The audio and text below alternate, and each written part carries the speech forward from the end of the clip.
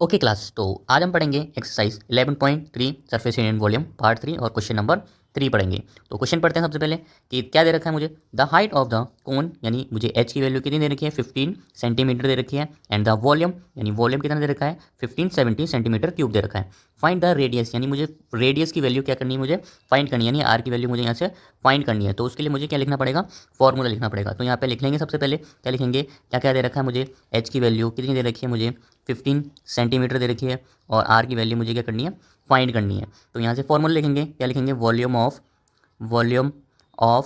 किसके निकाल रहे हैं हम, कौन के लिए बात कर रहे हैं। तो मैंने आपको फॉर्मूला बताया था लास्ट क्लास में, तो 1/3 पाई आर स्क्वायर एच। और मुझे वॉल्यूम कितना दे रखा है, मुझे इसकी वैल्यू मुझे दे रखी है, तो यहाँ पे इसकी वैल्यू पुट कर देंगे और क्या करेंगे, यहाँ से भी वे वैल्यू रख देते हैं। पाई की वैल्यू देखना क्या क्या ले रखी है, यहाँ पे 3.14 यहाँ पे ली हुई है और आर की वैल्यू मुझे फाइंड करनी है और एच की वैल्यू यहाँ से पुट कर देते हैं, कितनी है मेरे पास 15 है। अब क्या करेंगे, आर की वैल्यू निकालने के लिए इन सबको यहाँ से हटाएंगे, यानी इसको हटाना पड़ेगा पूरे को और 15 को भी हटाना पड़ेगा, आर स्क्वायर को यहीं पे रहने देंगे। तो लिखेंगे कैसे, कैसे लिखा जाएगा, या फिर ऐसा भी कर सकते हैं, यहाँ से क्या करते हैं, इसको डिवाइड कर देते हैं। 5×3 = 15 होते हैं, तो कितनी बार कट जाएगा, ये 5 टाइम कट जाएगा। अब जो बचेगा उसका क्या कर लेंगे, मल्टीप्लाई कर लेंगे, इसका इससे मल्टीप्लाई करेंगे तब कितना आ जाएगा मेरे पास, या फिर डायरेक्ट इधर ही लिख देते हैं इसको।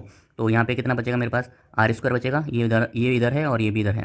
तो इसको यहाँ पे लेके आएंगे तो क्या हो जाएगा, ये चला जाएगा इसके डिवाइड में चला जाएगा, क्योंकि मल्टी इधर होते हैं ना, इक्वलिटी के इधर होते हैं, वो चीज़ें कहाँ जाती हैं, नीचे डिवाइड में आ जाती हैं। तो कितना आ जाएगा यहाँ पे 1/4 और कितना आ जाएगा नीचे 5 आ जाएगा।